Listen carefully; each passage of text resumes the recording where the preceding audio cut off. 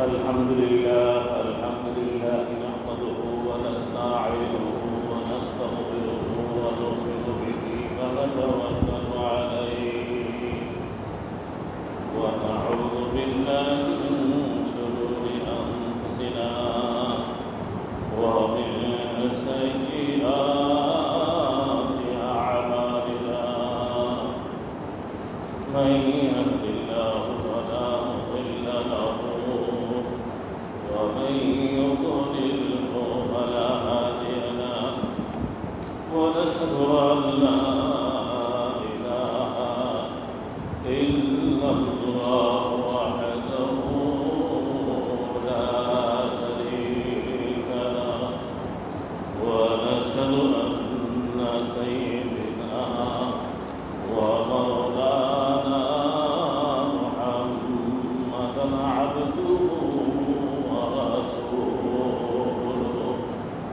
الذي أرسل رسوله بالحق بشيرا ونذيرا وداعيا إلى الله بإذنه وسراجا منيرا أما بعد فأعوذ بالله من الشيطان الرجيم بسم الله الرحمن الرحيم وإذ قال ربك للملائكة إني جاعل في الأرض خليفة قالوا أتجعل فيها من يفسد فيها ويسفك الدماء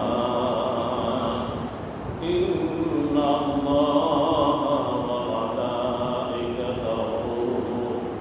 يصلون على النبي يا أيها الذين آمنوا صلوا عليه وسلموا تسليما اللهم صل على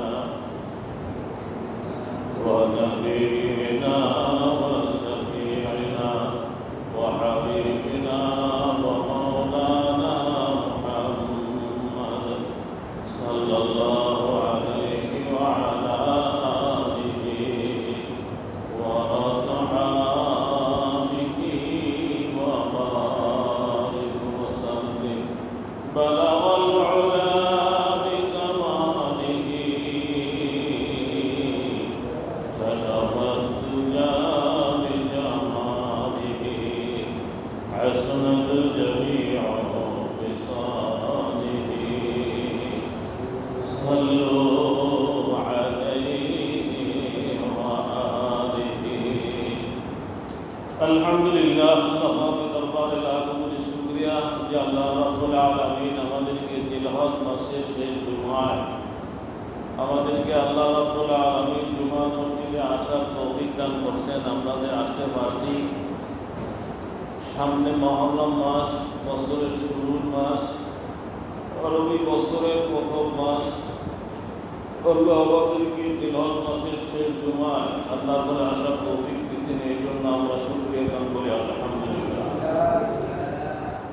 মুহররম মাস এই মুহররম মাসের অনেক ফজিলত বিশেষ করে মুহররম মাসের যে 10 তারিখ আল্লাহ রাব্বুল আলামিন যে দান করছেন এই 10 তারিখটা ঐতিহাসিক একটা দিন যে দিনটা আল্লাহ রাব্বুল আলামিন পৃথিবীর যত বড় বড় ঐতিহাসিক ঘটনা এবং বড় বড় ঐতিহাসিক সৃষ্টি আল্লাহ রাব্বুল আলামিন এই মুহররম মাসের 10 তারিখে করছেন এই জন্য এই মাসটা খুবই গুরুত্বপূর্ণ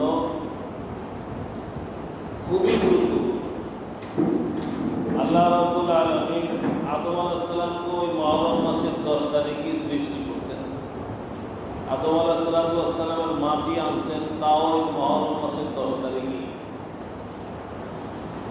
রূহ জগৎ তো আল্লাহ আগে সৃষ্টি করছেন আদম আলাইহিসসালামের বানানের বহু পূর্বে। কারণ আদম আলাইহিসসালাম পৃথিবীতে আসার আগে জিন জাতি আসছে, এরাও ছিল লক্ষ লক্ষ বছর পৃথিবীর মধ্যে। এই জিন জাতি আল্লাহর সাথে কুফরি করার কারণে আল্লাহর হুকুমগুলি অমান্য করতে করতে শেষ পর্যন্ত একেবারে সীমা রেখার বাইরে চলে গেছে। আল্লাহ রাব্বুল আলামিন এই শয়তান, তখন তো শয়তান ছিল না, নাম ছিল আযাজিল।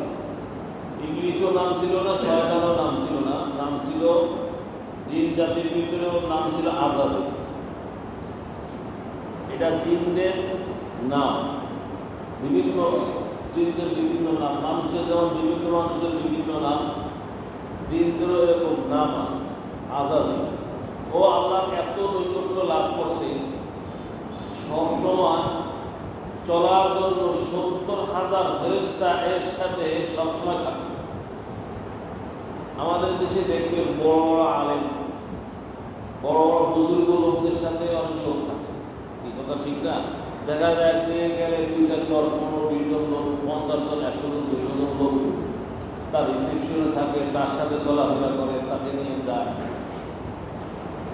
আবার দুনিয়াবি হাজ্যে বড় বড় মন্ত্রী মিনিস্টাররা যখন চলে, তাদেরকে বিভিন্নভাবে রিসেপশন দেয়, চলে।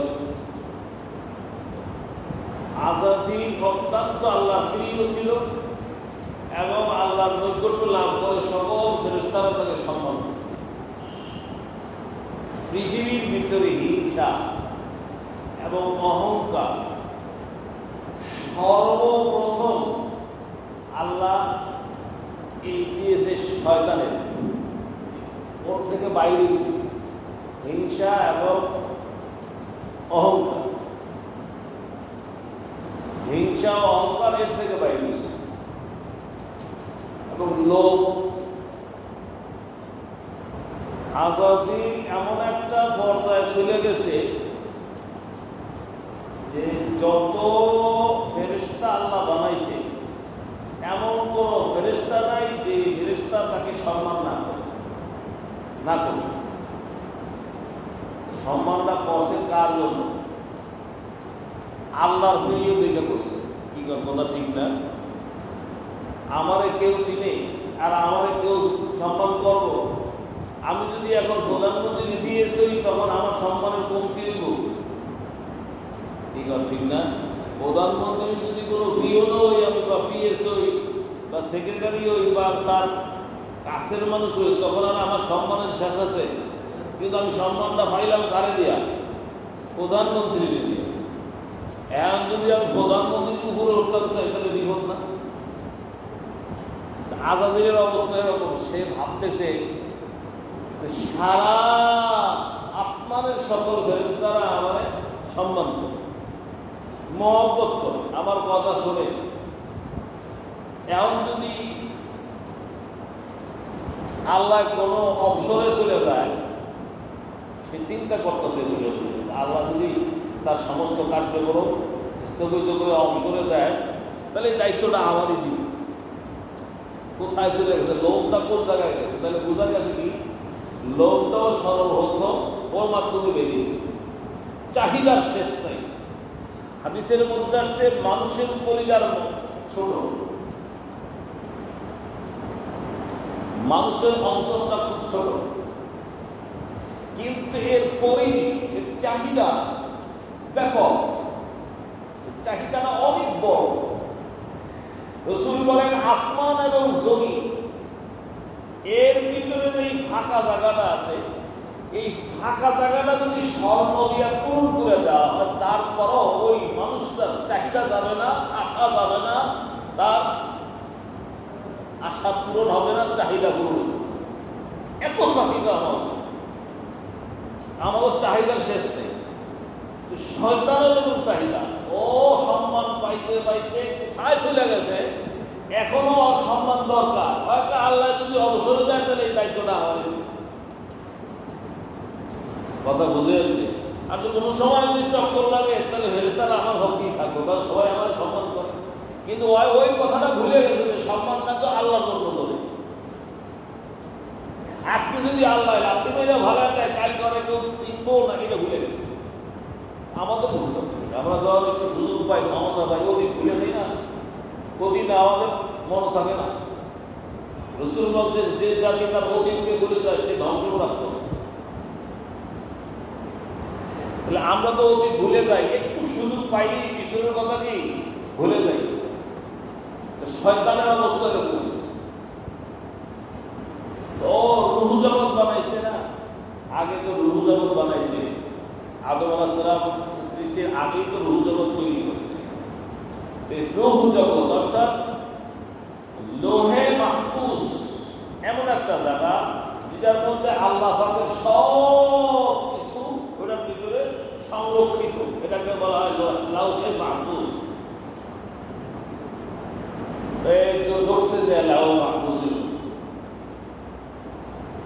ওটার মধ্যে যে ঢুকছে ধুইটা সব খুঁজা খুঁজা দেখতেছে।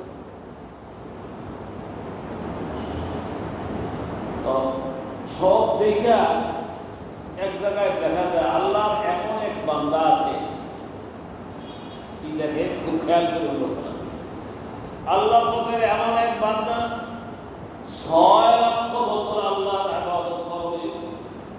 কয় বছর? 6 লক্ষ বছর। 6 লক্ষ বছর ইবাদত করার পরে আল্লাহ পাকের একটা হুকুম অমান্য করার কারণে আল্লাহ রাব্বুল আলামিন তাদের চিরতরে জাহান্নামে বানিয়ে দিবে। দেখছে কে? আযাজিল নিজে। নিজে দেখার সঙ্গে সঙ্গে সে স্তম্ভিত হয়ে গেল। ব্যাপার কি? আল্লাহ রাব্বুল আলামিনের কাছে ফরিয়াদ করে বলে, আল্লাহ 6 লক্ষ বছর পরে একটা হুকুম অমান্য করার কারণে আল্লাহ তুমি তাকে চিরতরে জাহান্নামী করে দিবে। সেই লোকটাকে, সে কে? তাকে আমার চুল দেখায় দাও, আমি তাকে শাস্তি দিই। নিজেই শাস্তি দিব, নিজে কি শাস্তি দিব? আল্লাহ রাব্বুল আলামিন বলেন, আর কমাইতে গেলে টোটাল আমি কথাই বলবো। কথা শোনা শব্দের লিখে না, এত অন্য কিছু কারণ হইতে পারে।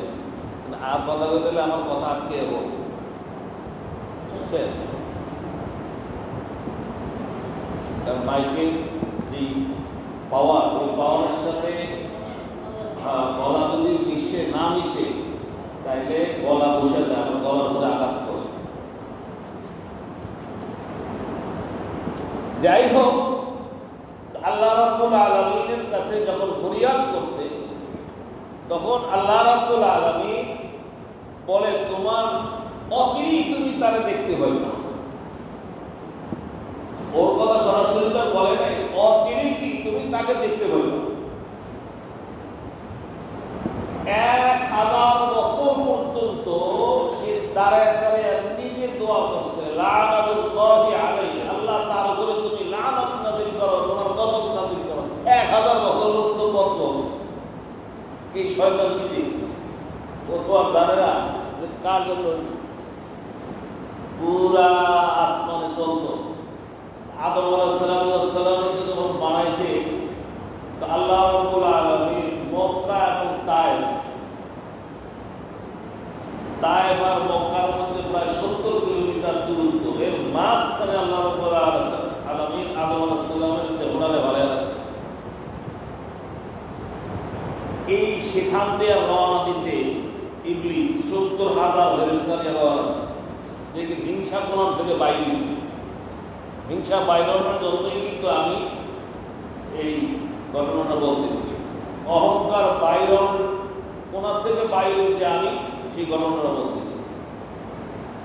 শয়তান যাইতেছে আর সামনে বসে আদম আলাইহিস সালামের দেহ।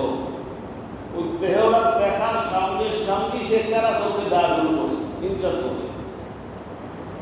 কারণ আদম আলাইহিস সালামের যে আল্লাহ বানাইছে, তখন আল্লাহ নিজেই ঘোষণা করছে সে আমার পৃথিবীর ভিতরে আমার প্রতিনিধি। এইটাই আজাদিল মানে নিতে পারতেছে না মানসিকভাবে শয়তান। এতদিন পর্যন্ত আমি আল্লাহ কাছে ছিলাম, এত মহব্বত করছে আমার আল্লাহ আমাকে, এত ভালোবাসছে, সকল ফেরেশতার মধ্যে আমি সম্মানিত। এখন আমার নতুন করে প্রতিনিধি বানায়, এটা তো বড় মারাত্মক কথা। আমি তো আমার সম্মান করে দিব। এই শুরু হয়ে গেল হিংসা। কথা বুঝে এসে এই শুরু হয়ে গেছে। কাছাকাছি দেয়া আদম আলাইহিস সালামের নাক দিয়া ভিতরে ঢুকছে। ভিতরে ঢুকতে গিয়া বুক পর্যন্ত কাছাকাছি আসছে, মানে কণ্ঠলালি করত। এর নিচে আর যাইতে পারে না। তাফের চোটে সে তাড়াতাড়ি করে ভিতর থেকে বাইরে গেছে। বাইরে আদম আলাইহিস সালামের দেহের মধ্যে থুতু মারছে। আদম আলাইহিস সালামের দেহের মধ্যে থুতু মারছে। ফেরেশতারা বলে, ওস্তাদ আপনি যে থুতুটা মারলেন, আল্লাহ রাব্বুল আলামিন তো আদম আলাইহিস সালামকে আল্লাহর প্রতিনিধি হিসেবে পৃথিবীতে পাঠাইল। বলে হ্যাঁ, এটা আমি জানি। যদি আদমকে আমার আওতাধীন করে দেন, আমি আরো কত বললাম। দেখেন শুরু হয়ে গেছে হিংসা, শুরু হয়ে গেল অহংকার। বলে আসলে হিংসাটা কার থেকে হইল এবং হিংসুককে তার ঠিকানা কোথায়, এটা বোঝানোর জন্য আমি ঘটনাটা বলতেছি। আদম আলাইহিস সালাম ওরে যদি বানায়, তাহলে ওদের আমার আওতাধীন করলাম, ওদের কতল করে দিত, আমি ওরা রাখবো না। আর যদি আমাকে ওরা আওতাধীন করতে চায়, তাহলে আমি হুকুম মানব না। কথা বুঝে আসে? আযাবিল একটু যখন চলে যায়, আল্লাহ রাব্বুল আলামিন জিবরাইল আলাইহিস সালামকে নির্দেশ দিল, জিবরাইল তাড়াতাড়ি আদমের কাছে যাও, ওই মুখের থুতুটা যতক্ষণ পর্যন্ত শুকায়া না যায়, তার আগে ওই থুতুটা দিয়ে একটা মাতলু কুকুর সৃষ্টি করো। সঙ্গে সঙ্গে আল্লাহর নির্দেশে আদম আলাইহিস সালাম ওই থুতুটা দিয়ে একটা কুকুর বানিয়েছে। এই জন্য পৃথিবীর ভিতরে সবচাইতে বেশি হিংসুক প্রাণী হলো কুকুর। কথা কি বুঝে আসছে? পৃথিবীর ভিতরে যত প্রাণী আছে, সকল প্রাণীর মধ্যে সবচেয়ে বেশি হিংসুক প্রাণী হলো কুকুর। কুকুরের মতো এত হিংসুক আর অন্য কোনো প্রাণী নেই। এই কথা ঠিক না? দেখবেন একটা খাবার ওই 10 দিনও খাইতে পারে, কিন্তু তারপরও আর একটা আইলে খেতে দিচ্ছে বলে। এই কথা ঠিক না? অপরিচিত একটা আইলে খেতে দিচ্ছে, কত পরিচয় হলে পরিচিতির মধ্যে খায় আর খেয়েও আর একটা খেতে দিব। এটা হলো কুকুরের স্বভাব। এই হিংসা হলো কুকুরের স্বভাব। এই হিংসাটাই আসছে আযাবিল শয়তানের তরফ থেকে। অর্থাৎ শয়তানের ভিতরে হিংসাটা বদ্ধ করে করছে। ও আদম আলাইহিস সালামের সৃষ্টির নাম শোনার সঙ্গে সঙ্গেই জ্বালা শুরু হয়ে গেছে। কারণ এখন তো ওর প্রতি আল্লাহ ভালোবাসা যদি কমে যায়, ওরে মহব্বত করতো, সে মহব্বত যদি কমে যায়, ওর সমস্ত ফেরেশতাদেরকে নিয়ে সেই ক্ষমতা তিনি করে, এটা যদি কমে যায়, মানে ক্ষমতার লোক, সম্মানের লোক যেটা আমাদের মধ্যে আছে, সম্মানের লোক, ক্ষমতার লোক। এই জন্য আদম আলাইহিস সালামের বানানের নাম শোনার সঙ্গে সঙ্গে জ্বালা শুরু হয়েছে। বানাইছে, তৈরি করছে, তার ভিতরে এখন রূহ দিব। আল্লাহ রাব্বুল আলামিন তার ভিতরে রূহ দান করেন। রূহ দান করতে গিয়ে আল্লাহ জিবরাইল আলাইহিস সালাম, মিকাইল আলাইহিস সালাম এবং ইসরাফিল আলাইহিস সালাম, আজরাইল আলাইহিস সালাম চারজনের নির্দেশ দিছে, যাও আদমের রূহকে নিয়ে তার কাছে রাখো, মাথার কাছে রাখো এবং তার ভিতরে দিয়ে আসো। এরা চারজনে একটা নূরের পাত্র, এই পাত্রের মধ্যে আদম আলাইহিস সালামের রূহ উঠগায়া আর একটা নূরের পাত্র দিয়ে ঢাকনা দিয়ে সেখানে নিয়ে হাজির করছে এবং মুখটা খুলে দিচ্ছে। আসমানের ফেরেশতারা এখন সব সেখানে এসে হাজির। আদমের রূহ কিভাবে ভিতরে ঢোকে আজকে দেখ, বলে সুবহানাল্লাহ। আদম আলাইহিস সালামের রূহটা ভিতরে কিভাবে ঢুকে গো সেটা আল্লাহ রাব্বুল ফেরেশতারা দেখে। আল্লাহ রাব্বুল আলামিন নির্দেশ দিয়েছেন, এই রূহ আদমের দেহের পিঞ্জিরার ভিতরে ঢুকে পড়ো। দেহের মধ্যে ঢুকবে, রূহ চারিদিকে ঘুরতেছে, নাকের ভিতরে ঢুকে আবার সে বের হয়ে আসছে। এরকম কিতাবের মধ্যে আছে 7টা চক্কর দিচ্ছে। এই 7টা চক্কর দিয়ে বাইরে এসে আল্লাহর কাছে ফরিয়াদ করে, আল্লাহ আমি যে ভিতরে ঢুকবো সব দেখি অন্ধকার, আমি ভিতরে ঢুকবো, আমাকে তুমি বানাইছো নূরের দ্বারা। মানুষের রূহ কিন্তু মাটি দিয়ে না। আমরা 2টা সৃষ্টি নিয়ে আমরা চলি। আমরা মানুষ চলতেছি 2টা সৃষ্টি নিয়ে, একটা হলো দেহ আর একটা হলো কি রূহ। দেহটা বানাইছে আল্লাহ মাটি দিয়া, আর রূহটা বানাইছে আল্লাহ নূর দিয়া। তাইলে রূহ এবং দেহ 2টা মিলে হয়েছে মানুষ। যে কোনো একটা না থাকলে ওটা মানুষ থাকে না। রূহ না থাকলে ওটাকে কেউ মানুষ করে না, ওটা মানুষের লাশ করে বা মানুষের বডি করে। মানুষ এই বডিটা ব্যবহার করছে সেটা বলে, ঠিক আছে কথা ঠিক না?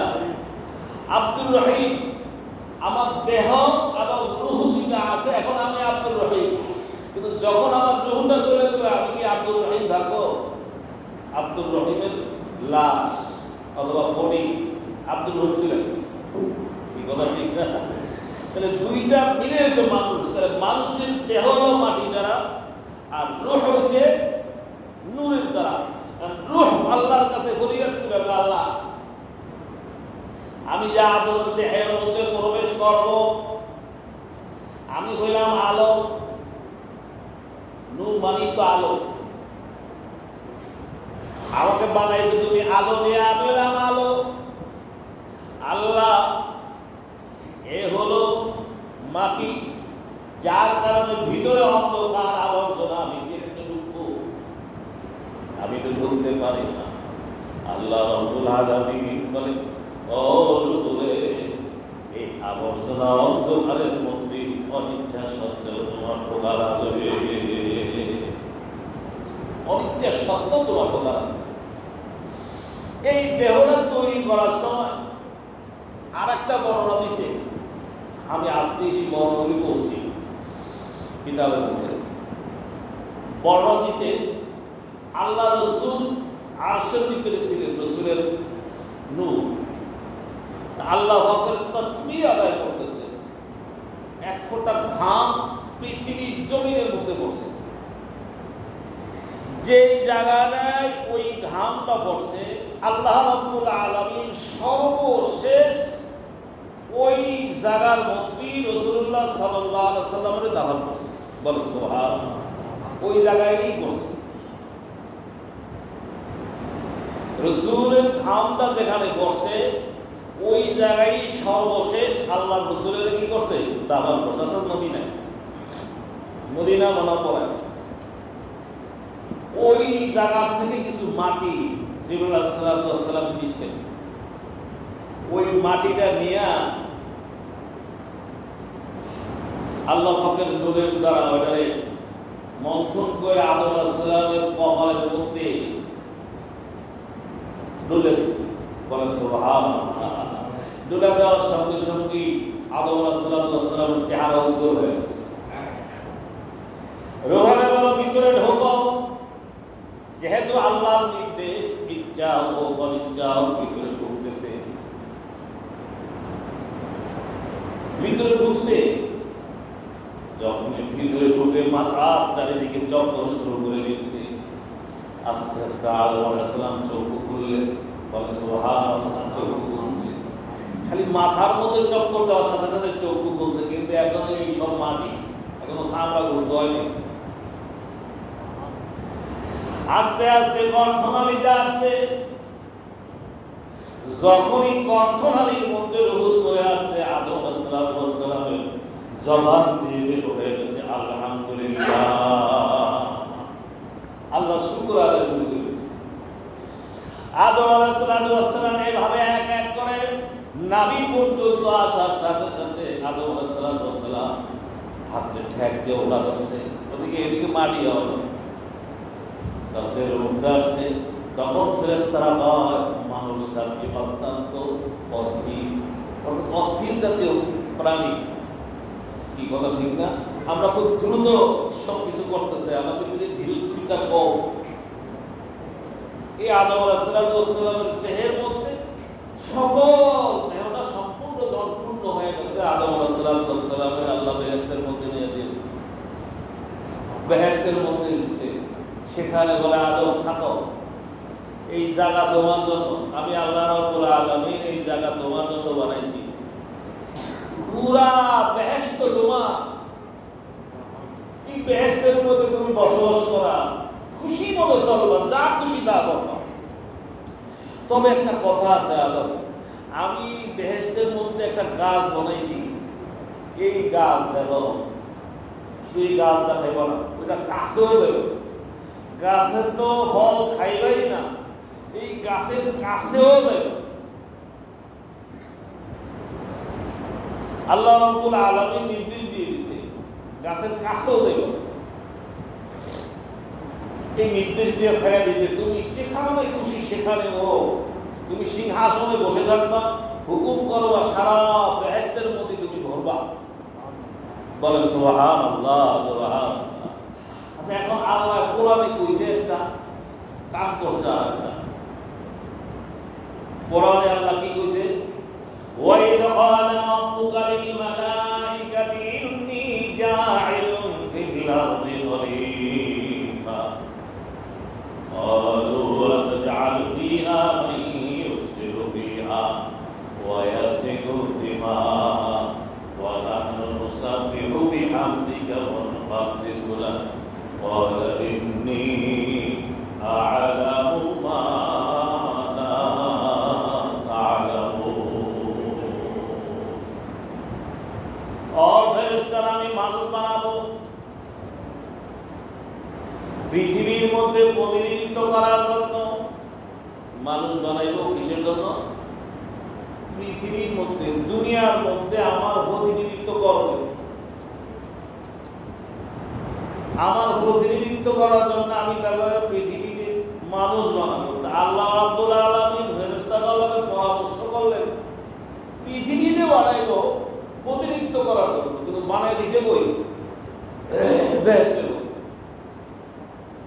আল্লাহ রাব্বুল আলামিনের বক্তব্যের সাথে সাময়িক কাজটা উল্টো হয়ে গেছে না? বানাইবো কই পৃথিবীতে, দিছে কই? বেহেশতের মধ্যে। কেন দিলেন? তাফসীরের মধ্যে আছে পৃথিবীর মধ্যে এমন কিছু মানুষ আসবে, এই আদমের বংশধর থেকে এমন কিছু মানুষ তৈরি হবে,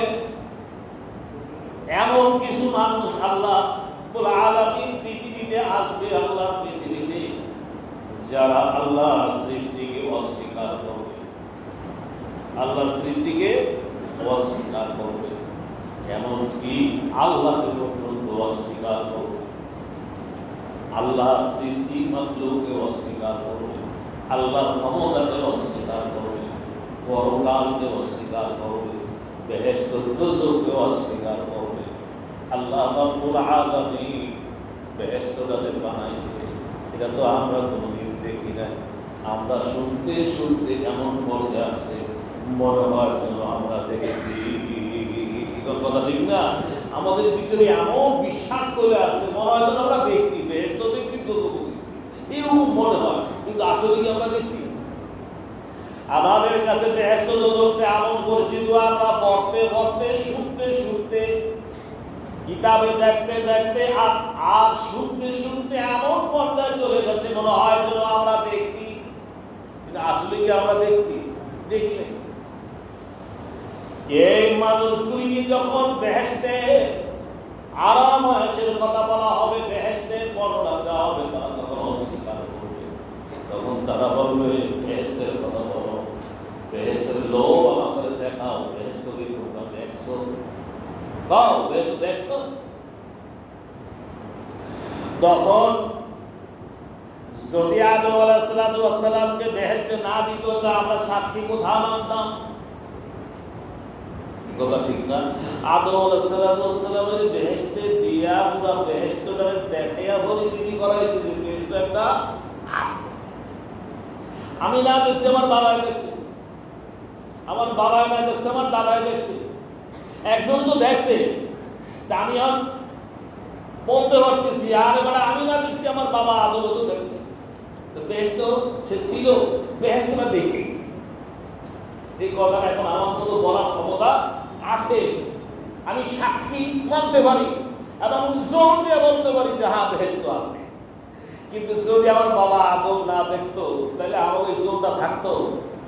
ওরা তো আমাকে প্রশ্ন করছিল যে তোরা কি বেহেশত দেখছো, বেহেশতটা কেমন কদি, তা আমরা কি বলতে পারতাম? বেহেশতটা আমরা দেখছি কি কথা স্বীকার হইতো না, আমরা দুর্বল হয়ে যেতাম। এই জন্য অস্বীকারীদেরকে উত্তর জবাব দেওয়ার জন্য আল্লাহ রাব্বুল আলামিন দাঁত ভাঙা জবাব দেওয়ার জন্য আল্লাহ রাব্বুল আলামিন আমার বাবা আদমকে বেহেশত দিয়েছে। এখন প্রশ্ন করলে আমরা জবাব দিতে পারি আমার বাবা দেখছে, তার মানে আমরাই দেখছি, আমরা দেখে আসছি। এই কথাটা কি আমরা বলতে পারি? সব বেহেশতটা আমাদের জন্য আল্লাহ বলেছে, এটা এখন আমরা বলতে পারি। আদম বলছে বেহেশতটা আমার জন্য বানাইছে, মানে আমার বাবাই বললে ওয়ারিস কারা? কথা বলে না, বাবাই বললে বাবার পুত্র নাই তো, সন্তান নাই তো ওয়ারিস, তো বাবাই মোর বাবা চলে গেছে, বাবাও গেছে, আমার আপনার ওয়ারিস, আমার জন্য বেশ, আমার ওয়ারিসের বেশ, তো এটা আমার মুখের কথা, এটা আল্লাহ কোরআনে দিয়েছে। উলাইকা হুমুল ওয়ারিসুন আল্লাযীনা ইয়ারিসুনাল ফিরদাউসা হুম ফিহা খালিদুন। ঈমানদার